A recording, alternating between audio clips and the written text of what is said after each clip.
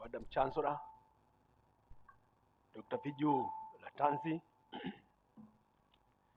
Dr. Sarah Ruto, CAS Education, representing the Cabinet Secretary Education, Professor George Magoha, Engineer Kariuki Muchemi, and all members of the University of Nairobi Council here present, Honorable Beatrice Adagara, MP for Vihiga County, Professor Patrick Lumumba, the Secretary General of the University of Nairobi, alumni, and also representing the chairman, the vice chancellors of the sister universities present, Alexander Mutechi, Director General Immigration Services, MS Chalon Dimanche, Chief of Mission, UoN, Mr. Frederick Dabuki, Secretary Administration, representing PS University Education, India Kariuki Muchemi, I've said that, Cynthia Masharia, Program Advisor, GTZ. Distinguished ladies and gentlemen, I welcome you to this 66th graduation of University of Nairobi. Madam Chancellor, as we gather here today, we acknowledge the great work that has been done by the graduates, the faculty that taught them, the guardians, as well as all those who gave them scholarships to study at this great university, including the government of Kenya. We have come to celebrate the fruits of this great work and they usher these graduates to the world of work, having acquired the necessary knowledge, skills, and behavior that will give them a competitive advantage as they participate in nation building and serve the community with honor. Madam Chancellor, the class of 2021 comprises 10,672 students. 6,467 graduating today in the 66th graduation ceremony, and 4,205 who graduated in the 65th graduation ceremony in September. I congratulate the entire class of 2021. Even as you exit the class of 2021, we expect you to stay connected to the university, your alma mater, your nurturing mother, and to continue to espouse the values of the university wherever you will be. Learning at the University of Nairobi is such a great experience. You learn with the best and also learn from the best scholars as you interact with the industry as well. It truly accords you the opportunity to self-discovery, getting challenged and getting the best out of yourself. I want to thank the Chancellor, Dr. Viju Latanzi, for being a strong pillar to the University of Nairobi. Without her unwavering support, the University of Nairobi would not be where it is today. She has ensured that we remain focused on our mission.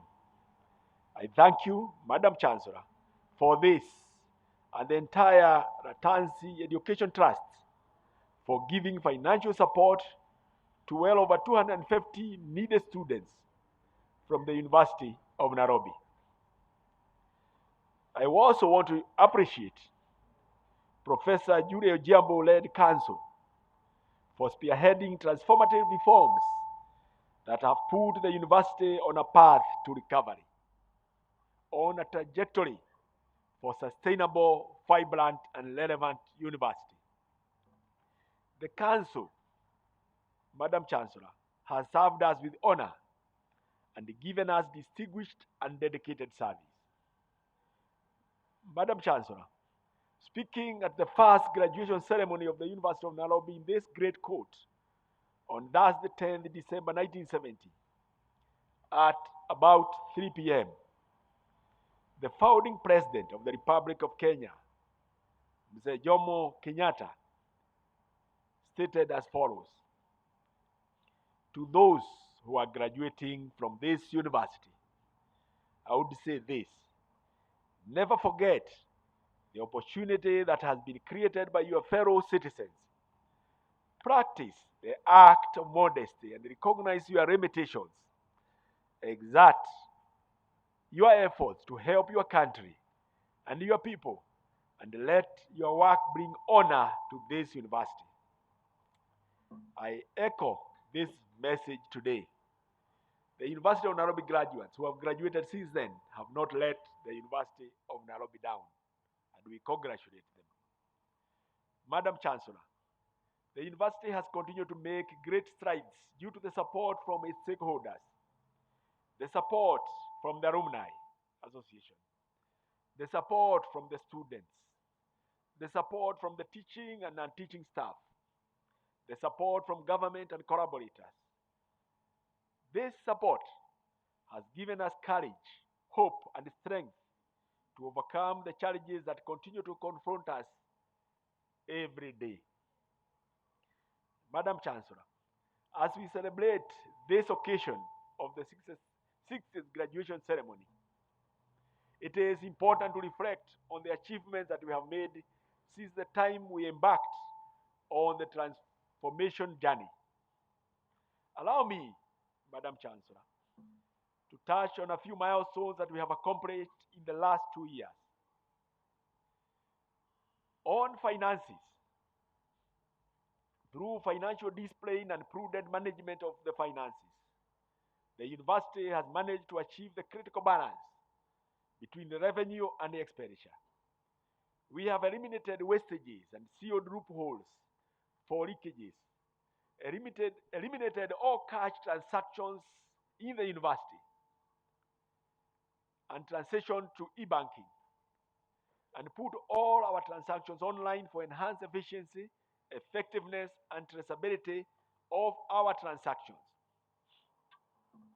I'm proud, Madam Chancellor, therefore, to report that because of these measures, among others, the university has, in this calendar year, achieved 100% compliance on remittance of statutory deductions, which would have appeared a mileage, including the remittances of SACCOs, NHIF, NSSF, KRA, pension funds, as well as creditors whenever they fall due.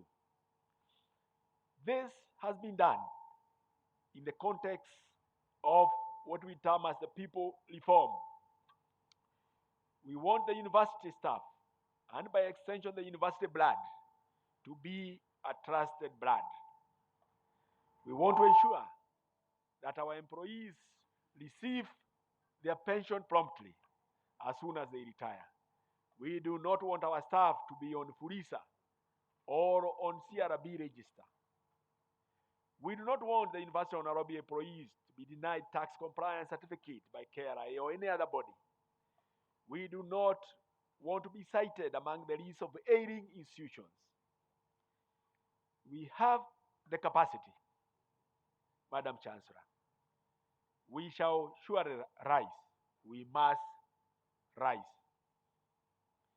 We continue to request government to support us to clear the accumulated arrears as we continue to address the current demands. Madam Chancellor, we enhance our revenue collection. This year alone, we have attracted research grants worth 602 billion Kenya shillings to finance projects that are spread over a number of years in accordance with the various collaborative agreements. Fees collection has also gone up from the Kenya shilling about 1.5 billion to Kenya shillings about 2.3 billion for the half year. Madam Chancellor, in addition to these measures, we have eliminated wastages and made savings. We have terminated leases for external teaching spaces that used to consume annual rent of about Kenya shillings 30 million.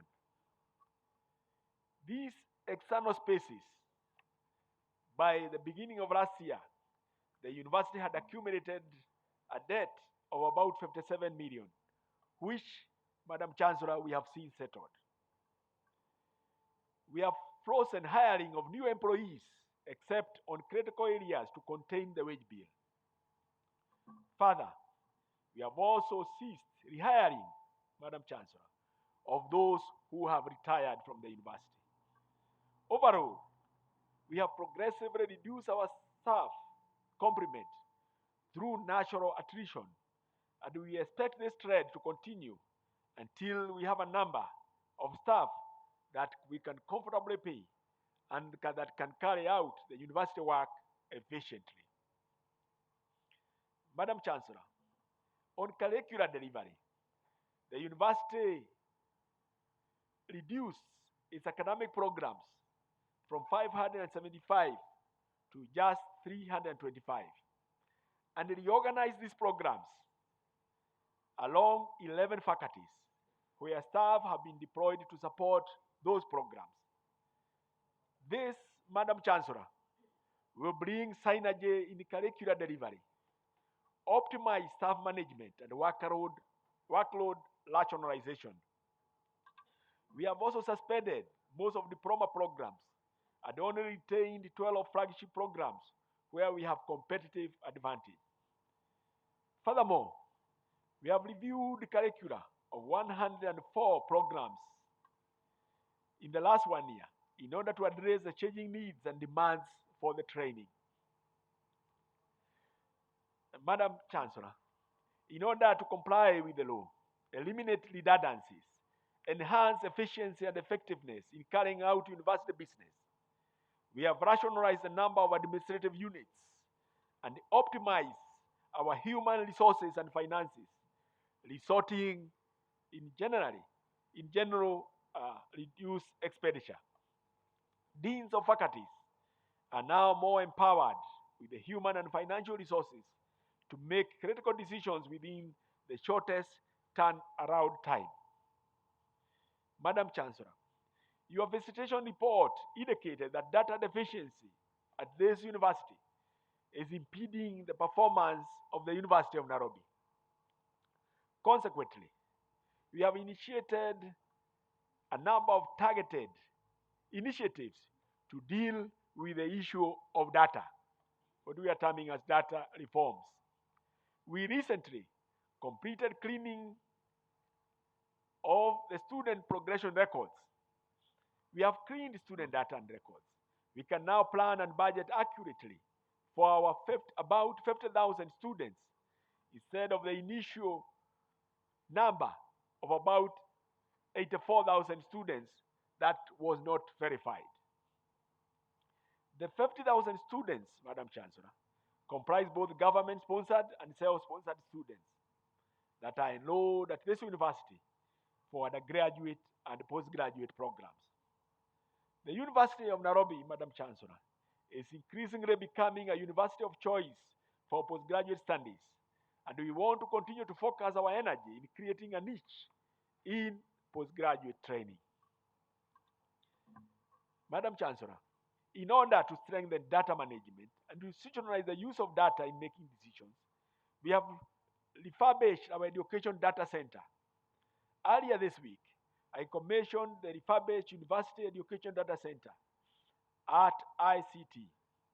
The Education Data Center will act as the nerve center in which all business processes will be anchored, including teaching, learning, procurement, human resource management, maintenance of facilities, as well as financial management.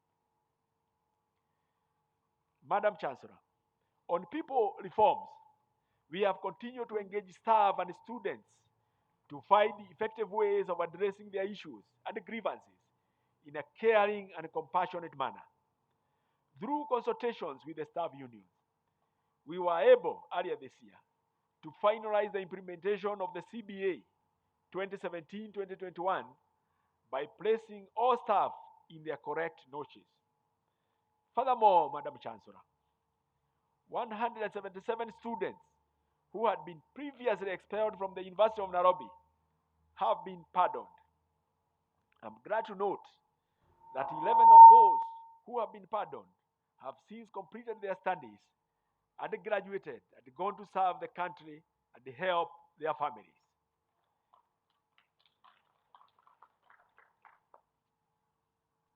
The university has also created an environment for nurturing abundant talents, a platform for student talents to flourish.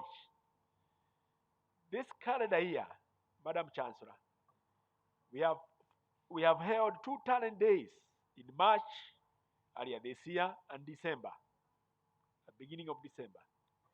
The University of Nairobi Traveling Theatre has been resuscitated and is staging shows to entertain the Nairobi community. Globally, one of our students, Ferdinand Omanyala, broke the 100-meter national record. He became the fastest man in Africa and the 8th fastest man in the planet during the World Athletics Meet in Kasarani in 2021. I want to thank the National Police Service for coming on board to give Ferdinand Omanyala appropriate support to excel in his athletic career. Madam Chancellor, the university has created a culture and ecosystem for innovation and entrepreneurship.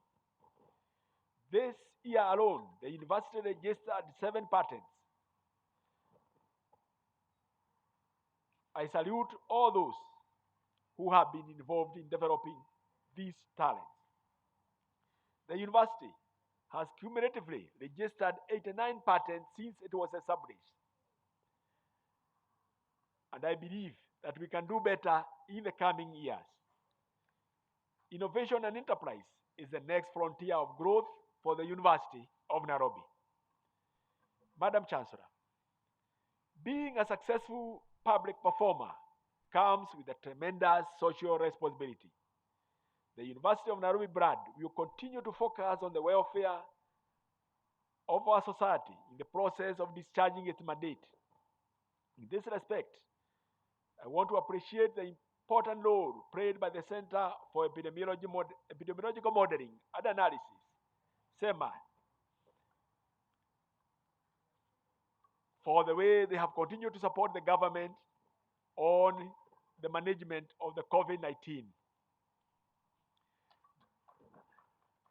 The University of Nairobi has also hosted several important meetings, like the Global Climate Action or the State of Acceleration of Adaptation that was inaugurated by President Uhuru Kenyatta, the National Mila Conference by the Governor Omeru, and the Human Rights Day with the theme, All Human, All Equal, among others. University of Nairobi will continue to be the venue of choice for exchanging ideas to make the globe a better place for the current and future generations. Madam Chancellor, universities are about collaborations. Through collaborations and networks, the university has been able to attract resources for advancing its research agenda and for development of infrastructure. I want to particularly single out the financing of Science and Engineering Complex. This project, Madam Chancellor, is expected to transform the teaching and learning of science, technology, and engineering and mathematics STEM in this country. This project is expected to cost about 4.6 billion Kenya shillings. I want to thank the National Treasury for signing the financing agreement with our partners. We value and appreciate our partners. Once again, my hearty congratulations to the graduates and their families. I wish you all a Merry Christmas and a prosperous New Year.